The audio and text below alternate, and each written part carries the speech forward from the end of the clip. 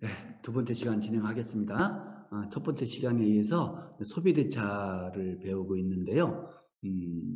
그 중에서도 오늘 두 번째 시간에는 이제 이자부 소비대차에 대해서 배우려고 합니다.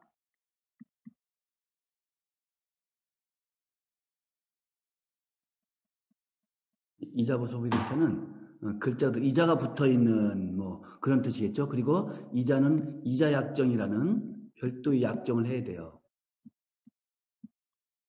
좀 특이하겠죠? 이것이 없으면 무이자가 원칙이라 했잖아요. 그죠?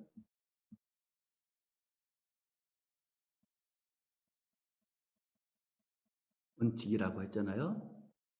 그런데 이 이자 약정도 일종의 계약인 거잖아요. 맞죠? 계약에는 무슨 자유 원칙이 있죠? 계약 자유 원칙이 있잖아요. 그 원칙이 있잖아요. 그렇기 때문에 이자를 얼마로 정할 것인지, 얼마로 할 것인지는 당사자 간의 합의에 의해서 되는 거예요. 합의. 뭐 10%를 할지 5%를 할지 뭐 글자도 100%를 할지 계약자의 원칙 때문에 합의면 하면은 원칙적으로 유효한 거예요.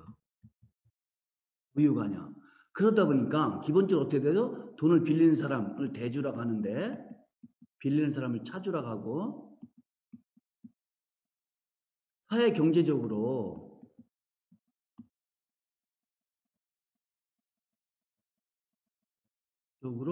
대주가 우월적지에 있는 거예요. 대부분의 경우를 말하죠. 뭐 100% 그런 건 아니죠.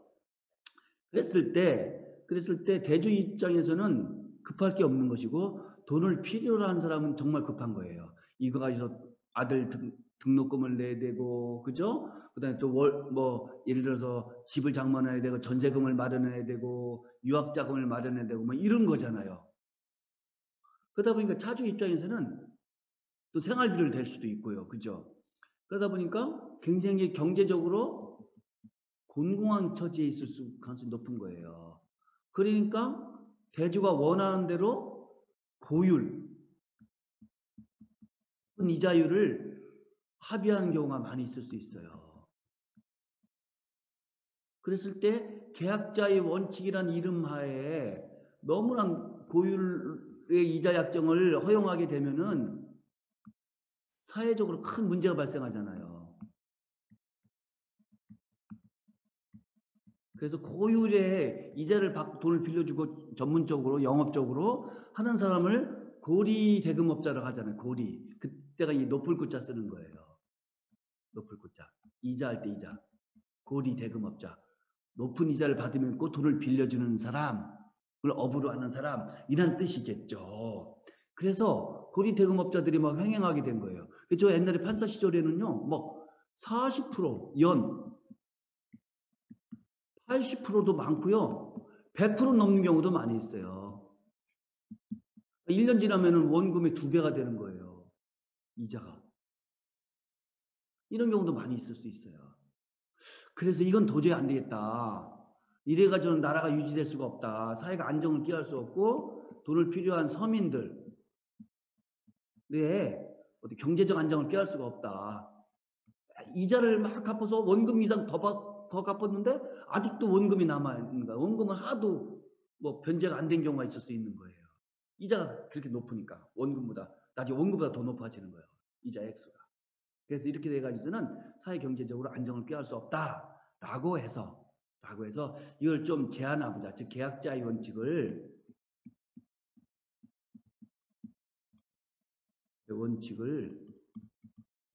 제한해보자 하는 생각을 하게 된 거예요. 그래서 특별법을 만들었어요.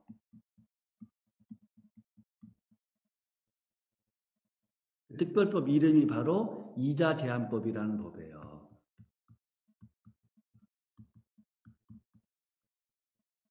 이자 제한법. 즉 금전 소비대차 중에서 금전 소비대차인 경우에는 있어서 이자 약정은 이자 제한법이나 특별법이 적용되는 거예요. 이해되셨죠? 그랬을 때 이자 제한법의 내용은 어떻게 되어 있느냐? 중요한 것만 말씀드릴게요. 이자 제한법은 기본적으로 금전소비대차의 경우에 적용돼요. 금전소비대차에 있어서의 이자 약정이 적용되는데 이자 제한법에서는 어떻게 하고 있냐면은 그 이자의 최고 한도를 정하였어요.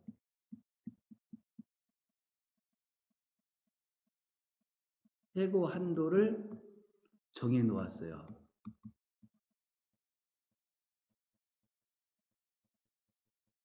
그럼 최고 한도 얼마를 정했느냐? 1년을 말하는 겁니다. 연은 이 해년자입니다. 연 25%를 초과하지 못하도록 되어 있어요. 즉 25%까지는 가능한 거예요. 그런데 경제 사정이 막 변동되잖아요. 어떤 때는 고금리 시대가 있고 또 저금리 시대가 또 지금은 굉장히 저금리 시대라고 하잖아요. 우리가 IMF 때는 어마어마한 고금리 시대였어요. 은행권에서도 뭐 15%, 20%, 25% 많이 이렇게 이자 약정을 했었어요. 그래서 그때마다 이 법을 바꿀 수는 없으니까 약간의 유연성을 두기 위해서 25%를 초과하지 않는 범위 내에서 어떻게 한다? 그때마다 법이 아닌 대통령령으로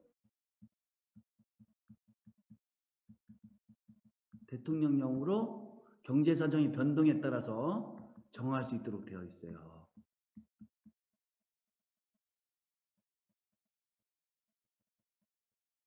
에 따라 정함도록 되어 있어요. 그래서 예를 들면 25%만 벗어나지 않으면 뭐 20%를 할 수도 있고요. 24%를 최고율을 할 수도 있고 뭐 15%로 할 수도 있고 10으로 할 수도 있게 되는 거예요. 그랬을 때 현재는 대통령령이 어떻게 되어 있느냐? 대통령령상의 최고 이자율이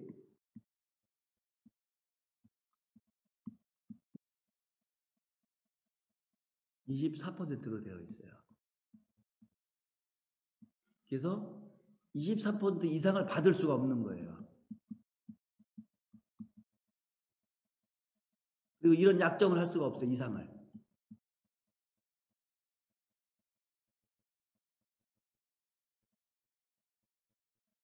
그랬을 때 당사자 간에 20%를 하면 문제 안 되죠. 24% 초과하지 않으니까. 뭐 24%를 했다. 이것도 초과하지 않으니까 뭐 상관이 없는 거예요. 맞죠? 그죠? 그런데 만약에 당사자끼리 25%를 했다든가 그럼 30% 약정을 할 수도 있잖아요. 당사자 합의를 한다면. 그랬을 때 만약에 예를 들어 30%를 당사자끼리 정했다라고 했을 때 이 이자 약정의 효력이 문제되는 거예요.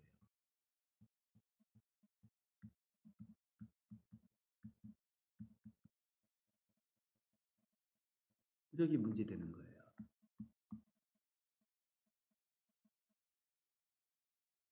23%를 대통령령이 정한 이유를 초과했을 때 어떻게 될 것이냐 이것이요.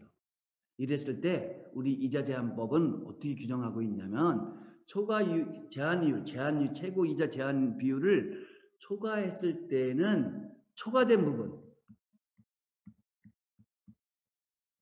부분은 무효로 보는 거예요.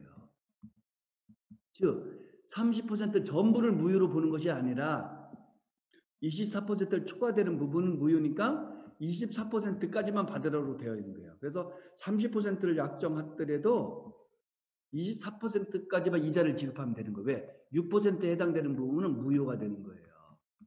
그러면 돈을 빌린 사람은 당연히 비록 30% 약정을 했더라도 계약서에 썼더라도 약정서에 썼더라도 24%까지의 이자만 지급하면 되는 거예요. 그 6%에 해당되는 부분은 지급하지 않아도 되는 거예요. 죄송합니다. 할 필요가 없는 거예요. 필요가 없음 이렇게 되는 거예요. 왜? 무효이니까. 초과 부분을 무효로 보니까. 부분이 무효. 이렇게 되는 거예요. 이해되셨죠? 그런데 이제 그럼 봅시다. 지급하지 않아도 되는데 30% 약정을 했을 때 죄송합니다.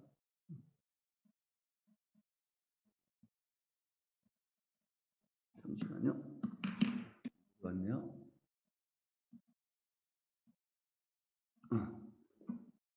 자,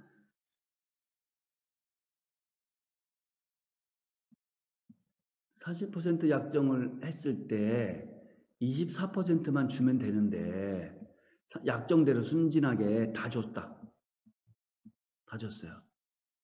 나중에 보니까 24%까지만 주면 되는 거야. 법을 몰랐을 수도 있잖아요. 그죠? 그랬을 때 나중에 초과된 6%를 돌려받을 수 있냐는 것이죠.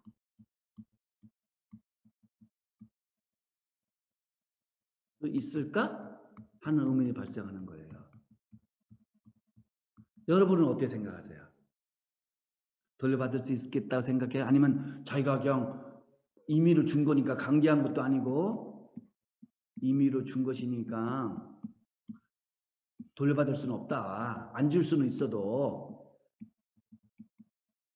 줄 수는 없다. 아니다. 초과된 부분은 안 줬어도 될 것 같은데 내가 비록 임의로 줬지만 자발적으로 줬지만 강제로 준 건 아니지만 그건 돌려받아야 된다. 이렇게 볼 수도 있는 거잖아요. 여러분들은 어떻게 생각하세요? 1번 돌려받을 수 없다. 자기가 임의로 준 거니까. 2번 초과 부분은 무효니까 돌려받을 수 있다. 아무리 임의로 줬다 할지라도. 1번 손 들어보세요. 하나 둘 셋 넷 다섯 여섯 일곱 여덟 2번 있다. 손 들어보세요. 하나 둘 셋 넷 다섯 여섯 진짜 수업에서는 제가 한번 확인해 보고는 싶기는 한데요. 이 경우에 우리 이자제한법에서 어떻게 규정하고 있냐면은 초과 부분은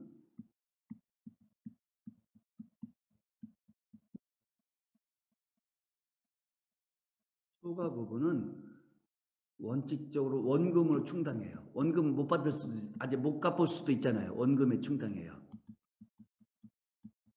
그래서 뭐 이자가 30%에서 30만 원이었는데 예를 들어서 24만 원까지는 이자 지급이 맞는 거잖아요. 그죠? 오케이. 초과 부분은 6만 원인 거잖아요. 그죠? 그래서 이 6만 원을 빌린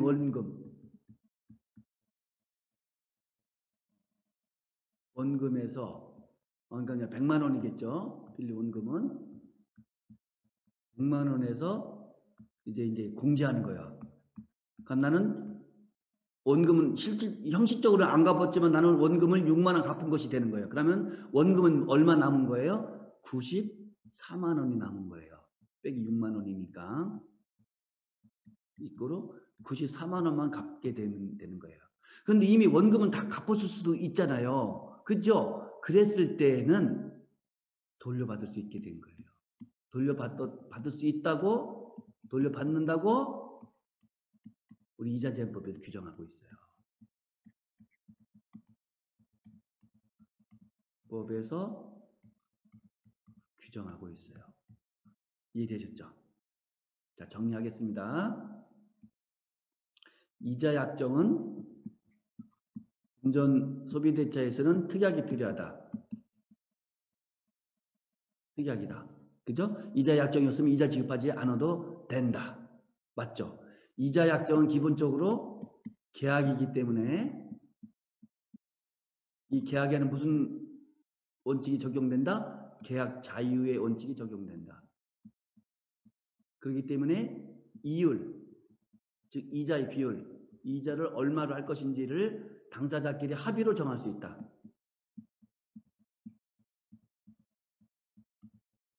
정할 수 있다.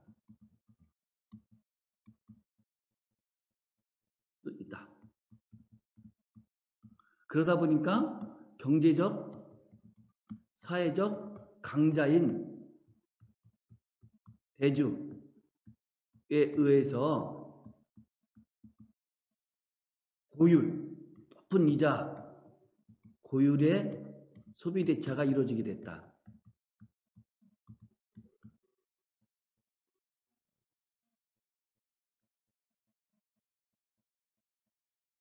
그에 따라서 사회적으로 큰 문제가 발생했고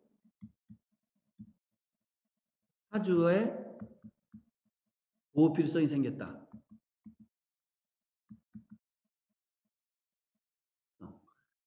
그래서 이 계약자의 원칙을 제한할 필요가 생겼다. 제한해서 이자를 너무 높이 못 받게 이자 제한을 할 필요가 생겼다. 그에 따라서 나타난 법이 제정된 법이 바로 무슨 법이다? 특별법으로서 이자 제한법이 있다.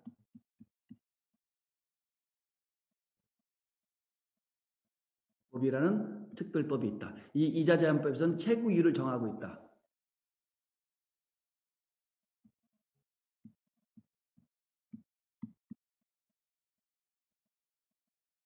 법에서는 최고율을 정하고 있다.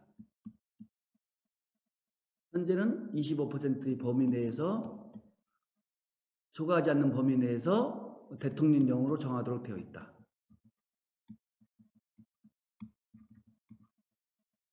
정하도록 되어 있고 현재 대통령령은 몇 %다? 24%로 되어 있다. 그러면 만약에 당사자끼리 24%를 초과한 경우에 이자 약정의 효력 의무가 문제된다.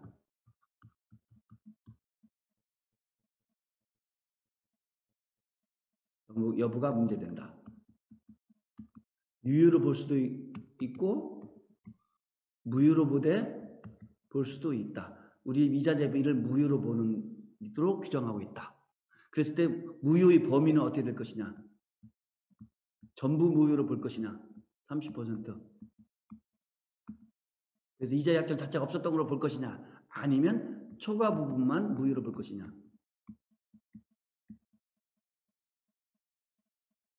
그랬을 때 우리 이자 제한법은 어떻게 되고 있다? 이자 제한법은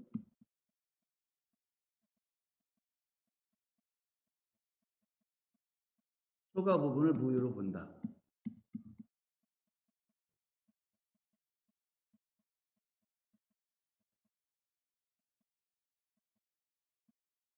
그래서 차주는 초과 부분을 지급할 의무가 없다. 없음. 그럼에도 불구하고 지급했을 때 어떻게 했을 텐다? 초과 지급 시 어떻게 될 것인가?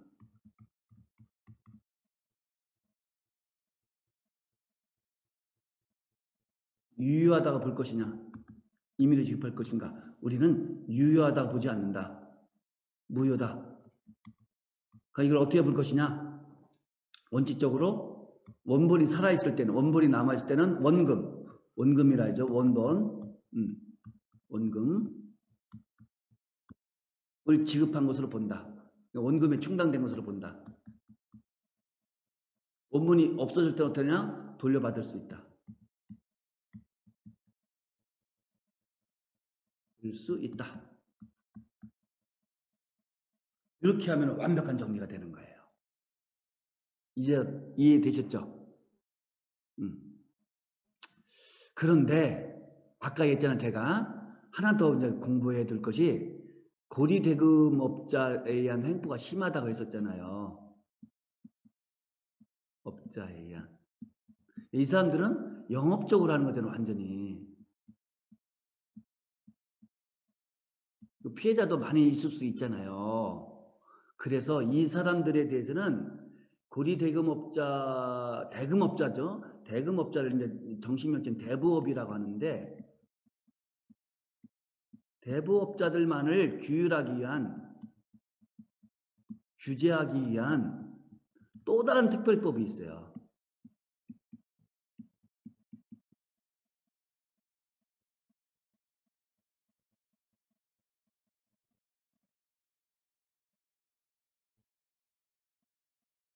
그것이 바로 무슨 법이냐면은 간단히 대부업법이라 하거든요. 멍치는 길은데 여기에서는 최고 이자 이자율을 아까 이자 제한법에서 25%로 했잖아요. 지금 27.9%로 정했어요. 이하에서 대통령령으로 정하도록.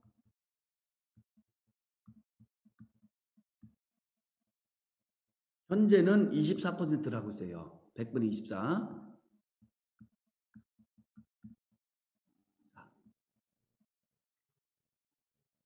로 규정했어요. 이것만 안무만 쓰면 되는 거예요. 현재는 똑같죠. 이자 제한법이. 아무튼 다를 때도 많이 있었거든요.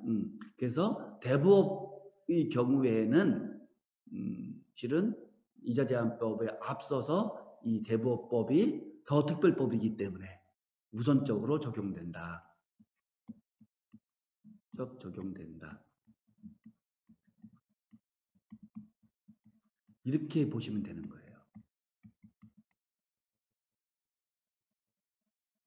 그리고 마지막으로 하나 더 추가하면은 자, 이자 제한법에 의해서 제한된다고 했잖아요. 최고 이율이. 이제 지금 24%라고 했잖아요. 최고 이율을 30%로 했다. 라고 했을 때 아까 이제 초과되는 부분이 유효냐 무효냐 돌려줄 필요가 있냐 돌려줄 필요 없느냐 원본에 측량되느냐 돌려받을 수 있느냐 돌려받을 수 없느냐 이거 다 배웠잖아요. 더 나아가서 형사적으로도 문제돼요. 적으로도 처벌 가능성이 있어요. 그래서 이자 제한법에 의하면은 이 제한 초과 이자 제한법이 정한 그 대통령이 정한 제한 초과 이율을 제한 최고 이율을 초과한 경우에는 어떻게 되냐면은 그 1년 있죠. 1년 이하의 징역형 또는 1,000만 원, 1천만 원 이하의 벌금형을 받을 수 있어요. 처벌까지 되는 거예요. 형사처벌까지. 그리고 판사의 재량에 따라서 징역형과 벌금형을 선택해서 징역 1년 할 수도 있고 벌금 500만 원 할 수도 있지만 징역 6월에 벌금 500만 원 이렇게처럼 이 징역형과 벌금형을 같이 할 수 있어요. 이걸 병과라고 하는 거거든요. 전문 용어로 법률 용어로 병과를 할 수 있어요. 병과형이 가능한 거예요. 굉장히 무거울 수 있는 거죠. 그러니까.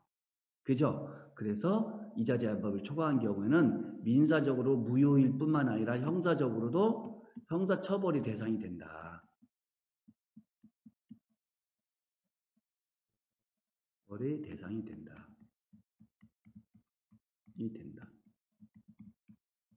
이렇게 볼 수 있는 거예요. 형사처벌의 대상이 된다. 이해되셨죠? 자, 1년에 그런데 그 형사처벌의 내용은 1년 이하의 징역형에 처할 수도 있고 1천만 원 이하의 벌금에 처할 수도 있다. 그리고 경우에 따라서는 징역형과 벌금형이 같이 부과받을 수도 있다. 라고 이해하면 될 것 같아요.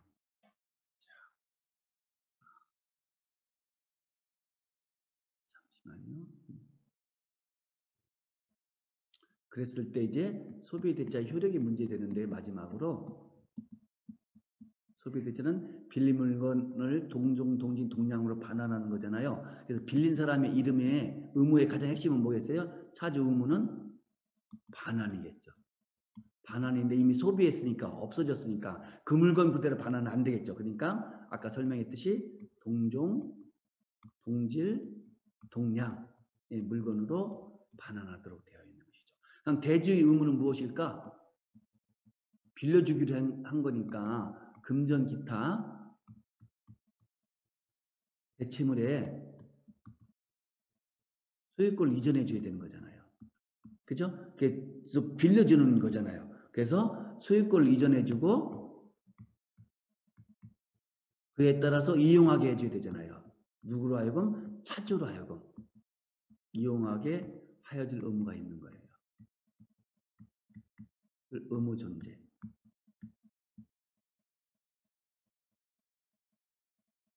이되는 거예요.